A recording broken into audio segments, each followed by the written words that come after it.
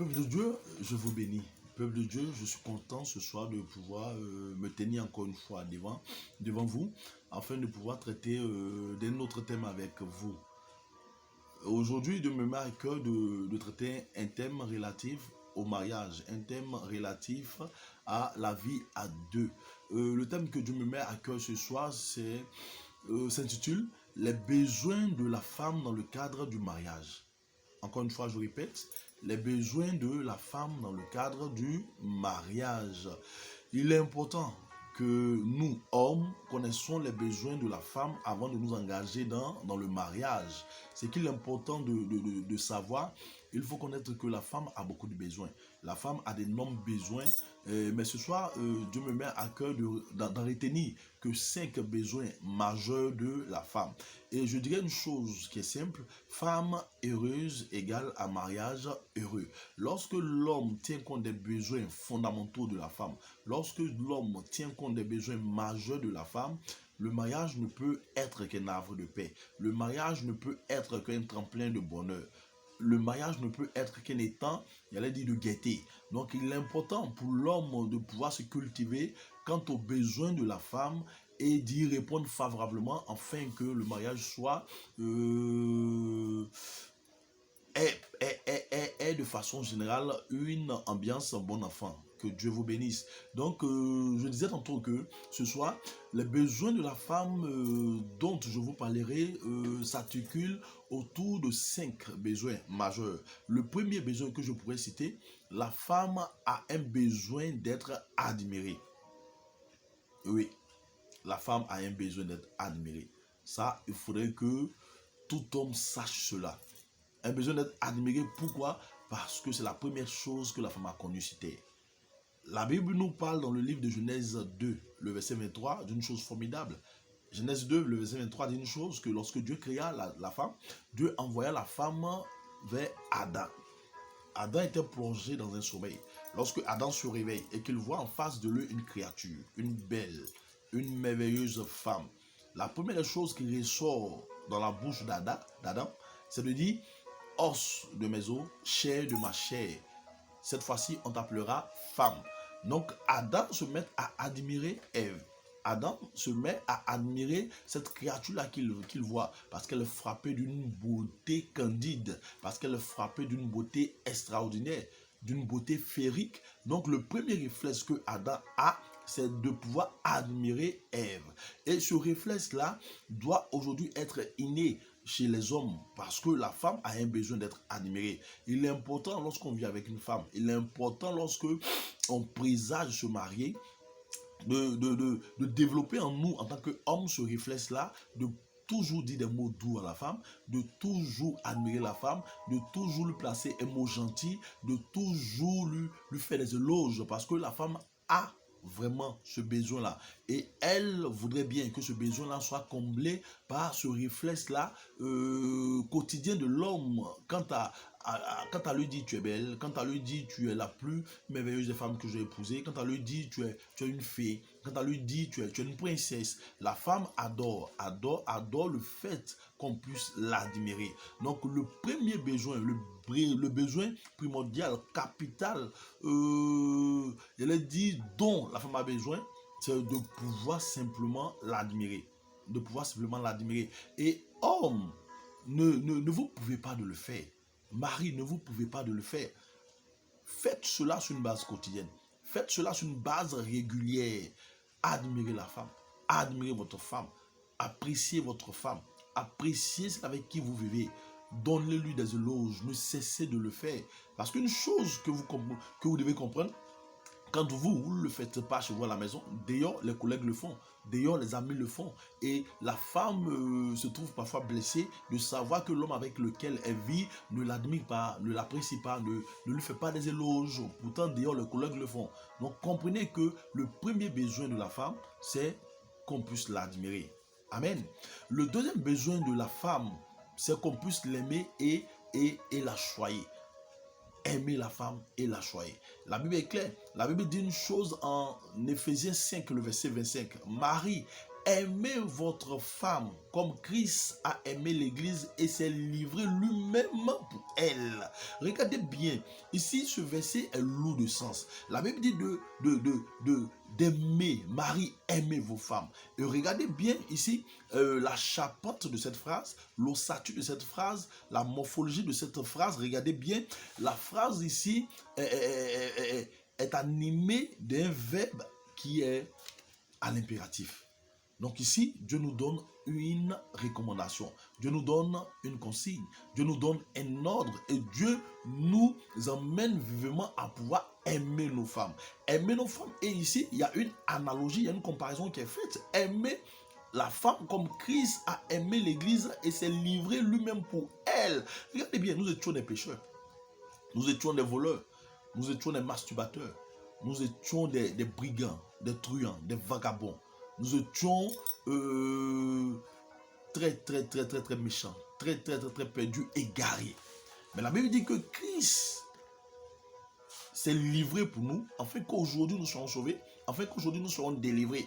Et cette même attitude, aujourd'hui, nous en tant qu'époux, nous en tant que mari, nous devons avoir cette attitude envers la femme. Nous devons aimer la femme. Nous devons chérir la femme. Nous devons choyer la femme. Nous devons prendre soin de la femme. La femme dans notre maison, dans notre foyer, en tant que notre épouse, doit se sentir aimée, doit se sentir choyée, doit se sentir vraiment à l'aise de savoir qu'elle vit avec un homme qui l'aime, de savoir qu'elle vit avec un homme qui tient compte d'elle, de savoir qu'elle vit avec un homme qui l'aime dans le sens réel du terme.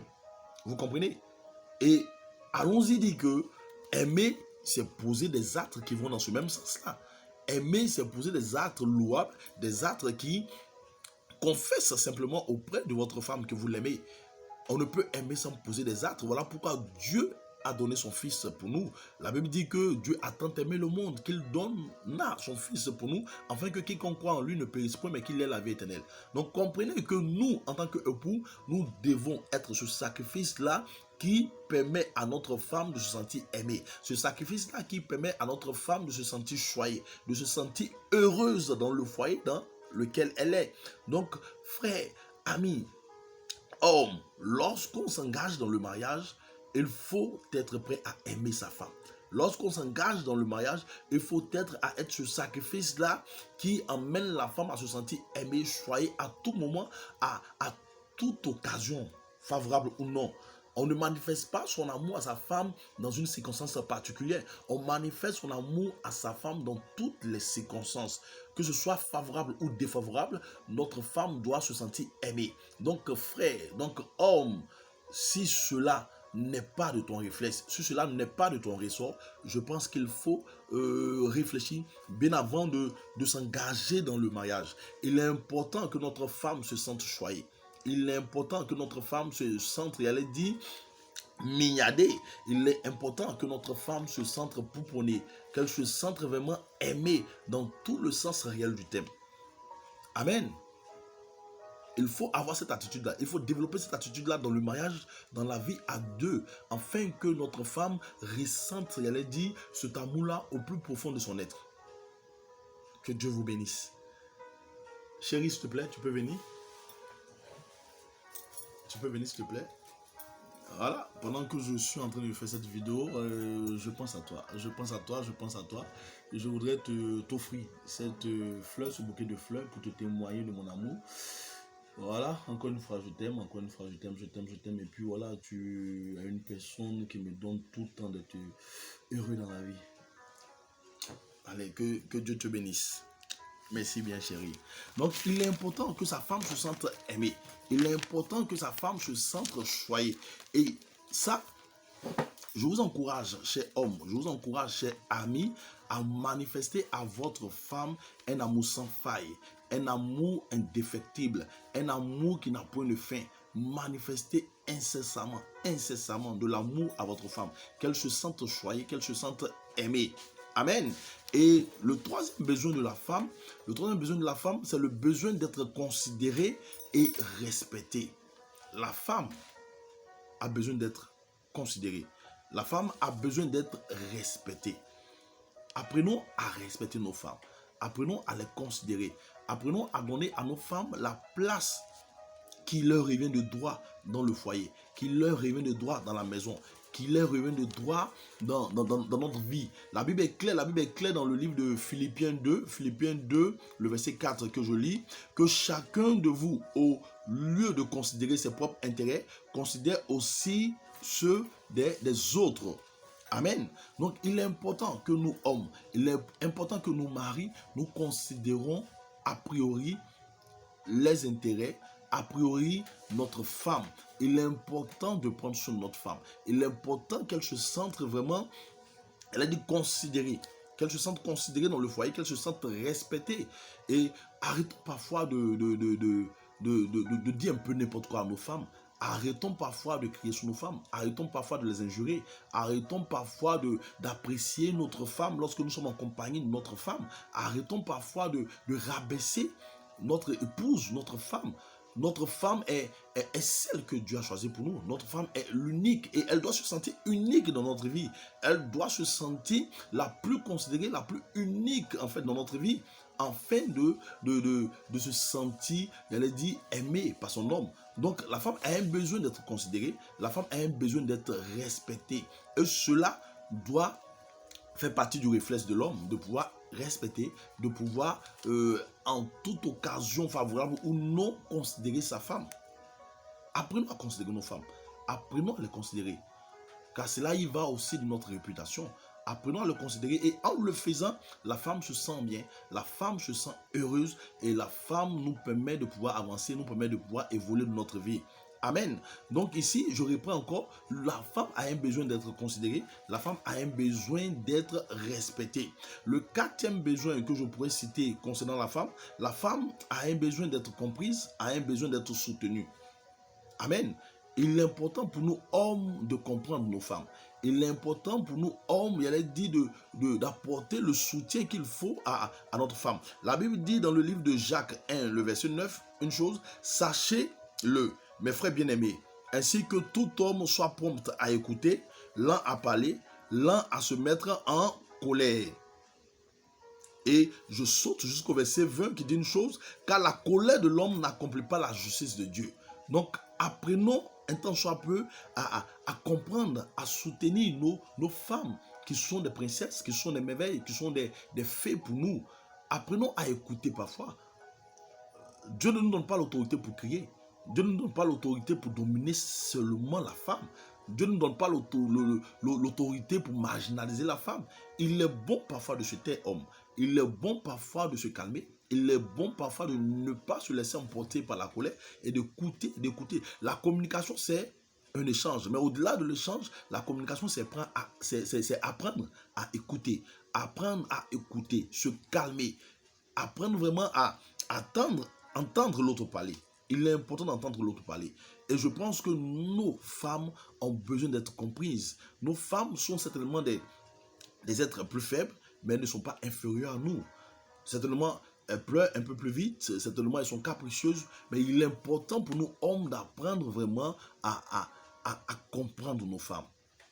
Parce qu'elles ont ce besoin-là d'être comprises, elles ont ce besoin-là d'être soutenues. Donc, en tant qu'époux, en tant qu'homme, en tant que mari, nous devons, en toute occasion favorable ou non, apporter, il a dit, ce réconfort-là que la femme attend de nous dans la compréhension des choses parfois, dans le soutien à toute occasion.